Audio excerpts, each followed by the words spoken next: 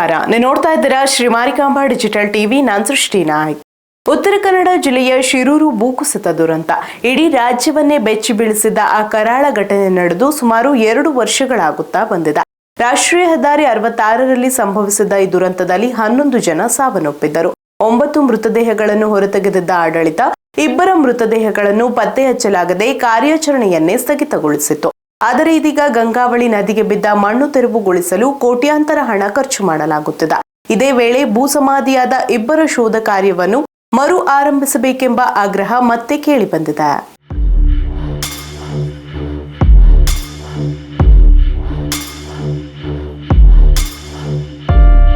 ಒಂದೆಡೆ ಹೆದ್ದಾರಿಯನ್ನೇ ನುಂಗಿದ ಭೀಕರ ಭೂಕುಸಿತ, ಮತ್ತೊಂದೆಡೆ ನದಿಗೆ ಕುಸಿದು ಬಿದ್ದ ಮಣ್ಣಿನಿಂದ ಹೊಸ ದ್ವೀಪವೇ ಸೃಷ್ಟಿಯಾದಂತಹ ದೃಶ್ಯ. ಹೌದು, ಇಡೀ ರಾಜ್ಯವನ್ನೇ ಬೆಚ್ಚಿ ಬೀಳಿಸಿದ್ದ ಶಿರೂರು ಭೂಕುಸಿತ ದುರಂತ ನಡೆದು ಈಗ ಸುಮಾರು 2 ವರ್ಷ ಸಮೀಪಿಸಿದೆ. 2024ರ ಜುಲೈ 16ರಂದು ಸಂಭವಿಸಿದ ಈ ದುರಂತದಲ್ಲಿ ಕೇರಳ, ತಮಿಳುನಾಡು ಹಾಗೂ ಉತ್ತರ ಕನ್ನಡ ಜಿಲ್ಲೆಯ ಒಟ್ಟು 11 ಮಂದಿ ಜೀವ ಕಳೆದುಕೊಂಡಿದ್ರು.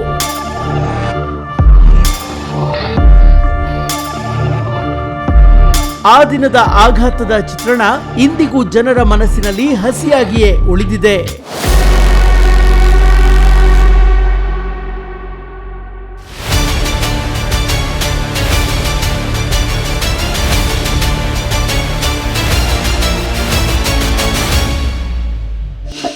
ಶಿರೂರು ಭೂಕುಸಿತ ಪ್ರದೇಶದಲ್ಲಿ ಭಾರೀ ಮೊತ್ತದ ಹಣ ವ್ಯಯಿಸಿ ಕೇರಳದ ಲಾರಿ ಚಾಲಕ ಅರ್ಜುನ್ ಮೃತದೇಹವನ್ನ ಪತ್ತೆ ಹಚ್ಚಲಾಗಿತ್ತು. ಆದರೆ ಇದೇ ದುರಂತದಲ್ಲಿ ಕಾಣೆಯಾಗಿದ್ದ ಉತ್ತರ ಕನ್ನಡ ಜಿಲ್ಲೆಯ ಜಗನ್ನಾಥ್ ಮತ್ತು ಲೋಕೇಶ್ ಅವರ ಮೃತದೇಹಗಳ ಹುಡುಕಾಟ ಮಾತ್ರ ಅರ್ಧದಲ್ಲೇ ನಿಂತು ಹೋಗಿತ್ತು. ಸಾಗರದ ಅಲೆಗೂದಣಿವು ಹಾರಾಡೋ ಮೋಡವಿಂದು ರೆಕ್ಕೆಗಳ ಮುರಿದುಕೊಂಡು ನಿಂತಿದೆ ಮಂಕಾಗಿ ಸುಮ್ಮನೆ. ಈಗ ಶಿರೂರಿನ ಗಂಗಾವಳಿ ನದಿಯಲ್ಲಿ ಕುಸಿದು ಬಿದ್ದ ಮಣ್ಣನ್ನ ತೆರವುಗೊಳಿಸಲು ವಿಪತ್ತು ಪರಿಹಾರ ನಿಧಿಯಿಂದ 4.35 ಕೋಟಿ ರೂಪಾಯಿ ಬಿಡುಗಡೆ ಮಾಡಲಾಗಿದೆ.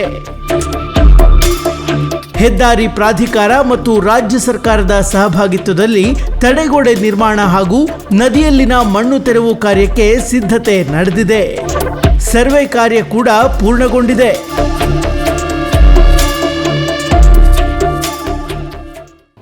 ಶಿರೂರಲ್ಲಿ ಲಾಸ್ಟ್ ಟೈಮ್ ಲ್ಯಾಂಡ್ಸ್ಲೈಡ್ ಆದಮೇಲೆ ಮಣ್ಣೆಲ್ಲ ನದಿ ಒಳಗಡೆ ಬಿದ್ದಿತ್ತು. ಸೊ ನಾವು ಇಮಿಡಿಯೇಟ್ಲಿ ಸರ್ಕಾರಕ್ಕೆ ಅಮೌಂಟ್ ಬೇಕಂತಲೂ ಬರೆದಿದ್ದೀವಿ ಮತ್ತು NHAI ಅವ್ರಿಗೂ ಬರೆದಿದ್ದೀವಿ. ಸೊ NHAI ಅವರಿಂದ ಇನಿಷಿಯಲಿ ನಮಗೆ 2 crores ಅಮೌಂಟ್ ಲಾಸ್ಟ್ ಇಯರೇ ನಮಗೆ ಬಂದಿದೆ. ಸೊ ಲಾಸ್ಟ್ ಇಯರ್ ನಾವು ಡಿಸಾಸ್ಟರ್ ಮ್ಯಾನೇಜ್ಮೆಂಟ್ ಮೀಟಿಂಗಲ್ಲಿ ಇಟ್ಟು ಪೋರ್ಟ್ ಇಲಾಖೆಗೆ ವರ್ಕನ್ನು ಇಂಪ್ಲಿಮೆಂಟ್ ಮಾಡಬೇಕು ಅಂತ ಹೇಳಿ ಅಮೌಂಟನ್ನು ಟ್ರಾನ್ಸ್ಫರ್ ಮಾಡಿದ್ದೀವಿ. ಆಮೇಲೆ ಪೋರ್ಟ್ ಡಿಪಾರ್ಟ್ಮೆಂಟಲ್ಲಿ ಸುಮಾರು ಬಾರಿ ಟೆಂಡರ್ ಆಗಿತ್ತು, ಬಟ್ ಯಾರೂ ಕೂಡ ಪಾರ್ಟಿಸಿಪೇಟ್ ಅಂದರೆ ಕ್ವಾಲಿಫೈ ಆಗಿಲ್ಲ. ಸೊ ಅದನ್ನು ಕೋಟ್ ಮಾಡಿ ನಾವು ಗವರ್ಮೆಂಟ್ಗೆ 4G ಕೊಡಬೇಕು ಅಂತ ಹೇಳಿ ನಾವು ಪ್ರಪೋಸಲನ್ನು ಕಳಿಸಿದ್ವಿ. ವಿತ್ ಪೋರ್ಟ್ ಡಿಪಾರ್ಟ್ಮೆಂಟಿಂದಲೇ ಯಾರಿಗೆ ಕೊಡಬೇಕು ಅಂತ ತಗೊಂಡು ಒಂದು ಕಂಪನಿ ಹೆಸರು ಹಾಕಿ 4Gಗೆ ನಾವು ಕಳಿಸಿದ್ದೀವಿ. 4G ಅಪ್ರೂವಲ್ ನಮಗೆ ಫುಲ್ ಅಮೌಂಟ್ ಏನು ಅವರು ಎಸ್ಟಿಮೇಟ್ ಮಾಡಿ ಕೊಟ್ಟಿದ್ದಾರೋ 4.34 crores ಫುಲ್ ಅಮೌಂಟ್ಗೆ ನಮಗೆ 4G ಸಿಕ್ಕಿದೆ. ಈ ಕಂಪನಿಗೆ ಕೊಡಬೇಕು ಅಂತ ಹೇಳಿ ಲಾಸ್ಟ್ ವೀಕ್ ನಾವು ಅದನ್ನು ಕೂಡ ಪೋರ್ಟ್ ಡಿಪಾರ್ಟ್ಮೆಂಟ್ ಶೇರ್ ಮಾಡಿದ್ವಿ. 2 days ಬ್ಯಾಕ್ ಅವರು ವರ್ಕ್ ಆರ್ಡರನ್ನು ಕೂಡ ರಿಲೀಸ್ ಮಾಡಿದ್ದಾರೆ. ಈಗ ಫಸ್ಟ್ ಅಲ್ಲಿ ಸರ್ವೆ ಆಗಬೇಕು. ಸೊ ನಿನ್ನೆ ಬ್ಯಾಥಿಮೆಟ್ರಿ ಸರ್ವೆಯನ್ನು ಕೂಡ ಮಾಡಿದ್ದಾರೆ. ಸೊ ನೆಕ್ಸ್ಟ್ ಈಗ ಮೆಷಿನರಿ ಎಲ್ಲ ಬಂದು ಮಣ್ಣು ರಿಮೂವ್ ಮಾಡುವ ಕೆಲಸವನ್ನು ಸ್ಟಾರ್ಟ್ ಮಾಡ್ತಾರೆ. ಅಲ್ಲಿ ಆ ಪೋರ್ಷನಲ್ಲಿ ಏನು ಮಾಡಿದಾರೋ ಅಲ್ಲಿ ಒಂದು ಗ್ಯಾಬಿಯನ್ ವಾಲ್ ಕನ್ಸ್ಟ್ರಕ್ಷನ್ NHAIಯಿಂದ ಆಗಬೇಕು ಅಂತ ಇದೆ. ಸೊ ಆ ವರ್ಕನ್ನು ಕೂಡ NHAI ಅವರು ಸ್ಟಾರ್ಟ್ ಮಾಡಿದ್ದಾರೆ. ಅಲ್ಲಿ ಲೆಫ್ಟ್ ಸೈಡ್ ಹೋದಾಗ ನೋಡ್ಬೋದು, ಅಲ್ಲಿ ಗ್ಯಾಬಿಯನ್ ವಾಲ್ ಕನ್ಸ್ಟ್ರಕ್ಷನ್ ಆಗುತ್ತೆ. ಮತ್ತು NHAI ವತಿಯಿಂದ ಸ್ಲೋಪಲ್ಲಿ ಪ್ರೊಟೆಕ್ಷನ್ ವರ್ಕ್ಸನ್ನು ಮಾಡ್ತೀವಿ ಅಂತ ಅವ್ರ ಕಡೆಯಿಂದ ಅಶ್ಯೂರೆನ್ಸನ್ನು ಕೊಟ್ಟಿದ್ದಾರೆ. ಸೊ ಮತ್ತು ಅಲ್ಲಿ ಪ್ರೆಸೆಂಟ್ಲಿ ಲ್ಯಾಂಡ್ಸ್ಲೈಡ್ ಆಗುವ ಅಷ್ಟು ಅಂದರೆ ಪ್ರೊಟೆಕ್ಷನ್ ವರ್ಕ್ಸ್ ಅಲ್ಲಿ NHAI ಅವ್ರ ಕಡೆಯಿಂದ ಆಗುತ್ತೆ. ಸೊ ಈ ವರ್ಕ್ಗೆ ಏನೂ ತೊಂದರೆ ಆಗಲ್ಲ. ನಮಗೆ ಜನದಿಂದ ತುಂಬ ಬೇಡಿಕೆ ಬಂದಿದೆ, ಇದು ತೆಗೆದಿಲ್ಲ ಅಂದರೆ ಸುತ್ತಮುತ್ತ ಫ್ಲಡ್ ಆಗುತ್ತೆ ಅಂತ ಹೇಳಿ. ಸೊ ಪ್ರಯಾರಿಟಿ ಮೇಲೆ ಬಿಫೋರ್ ಮಾನ್ಸೂನ್ ನಾವು ಪ್ರಯಾರಿಟಿ ಇನಿಷಿಯಲಿ ಫ್ಲೋ ಅಷ್ಟು ಇರಲ್ಲ. ಸೊ ಅವ್ರಿಗೆ ಇಮಿಡಿಯೇಟ್ಲಿ ಬಿಫೋರ್ ಮಾನ್ಸೂನ್ ಅನದರ್ ಒಂದು 10-15 days ನಮಗೆ ಇದೆ. ಸೊ ಅಷ್ಟರೊಳಗೆ ನೀವು ವರ್ಕ್ ಸ್ಟಾರ್ಟ್ ಮಾಡಿ ಇಂಪ್ಲಿಮೆಂಟ್ ಮಾಡಿ ಅಂತ ಹೇಳಿದ್ದೀವಿ.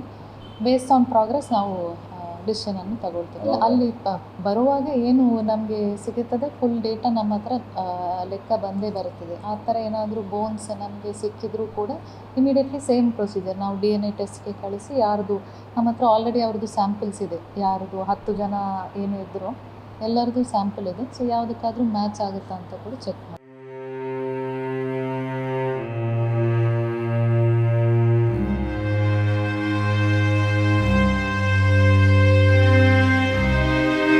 ಮಣ್ಣು ತೆರವು ಕಾರ್ಯಕ್ಕೆ ಮುಂದಾಗಿರೋದೇನೋ ನಿಜ, ಆದರೆ ಇಲ್ಲೇ ಮತ್ತೊಂದು ಪ್ರಶ್ನೆ ಎದ್ದಿದೆ. ಅಂದು ಕೋಟ್ಯಂತರ ರೂಪಾಯಿ ಖರ್ಚು ಮಾಡಿ ಅರ್ಜುನ್ ಮೃತದೇಹ ಹುಡುಕಿದ ಸರ್ಕಾರ ಕರ್ನಾಟಕದ ಜಗನ್ನಾಥ್ ಮತ್ತು ಲೋಕೇಶ್ ಅವರ ಹುಡುಕಾಟವನ್ನೇಕೆ ಮಧ್ಯದಲ್ಲೇ ಕೈಬಿಟ್ಟಿತು ಎನ್ನುವ ಪ್ರಶ್ನೆ ಕುಟುಂಬಗಳನ್ನ ಇವತ್ತಿಗೂ ಕಾಡ್ತಾ ಇದೆ. ಹೇಗೆ ಇರುವೆನ, ನೀ ಬರುವ ದಾರಿ ಕಾಯುವೆನ. ಮೃತದೇಹ ಸಿಗದ ಕಾರಣ ಕುಟುಂಬಗಳಿಗೆ ಸಿಗಬೇಕಾದ ಪರಿಹಾರ ಪ್ರಕ್ರಿಯೆಯು ವಿಳಂಬವಾಗಿದೆ. ಇನ್ನು ತಮ್ಮವರ ಅಂತಿಮ ಅಸ್ಥಿಯನ್ನಾದರೂ ಹುಡುಕಿಕೊಡಿ ಅಂತ ಕುಟುಂಬಸ್ಥರು ಅಂದು ಕಣ್ಣೀರಿಟ್ಟು ಮನವಿ ಮಾಡಿಕೊಂಡಿದ್ರು. ಈಗ ನದಿಯಲ್ಲಿ ಮತ್ತೆ ಕಾರ್ಯಾಚರಣೆ ನಡೀತಾ ಇರುವ ಸಂದರ್ಭದಲ್ಲಿ ಇದೇ ವೇಳೆ ನಮ್ಮವರ ಶೋಧವು ನಡೆಸಿ ಅಂತ ಕುಟುಂಬಸ್ಥರು ಆಗ್ರಹಿಸುತ್ತಿದ್ದಾರೆ. ಕೊಡಿಸು ಕೊಡಿಸು ಕಿಂಚಿತ್ತು ಕರುಣೆಯ ಅಂಕನ ಬಡಿಸು ಬಡಿಸು. ಈಗ ನಮ್ಮ ತಂದೆಯವ್ರು ತೀರೋಗಿ ಈಗ ಜುಲೈ 16 ಬಂದು 2 ವರ್ಷ ಆಯಿತು.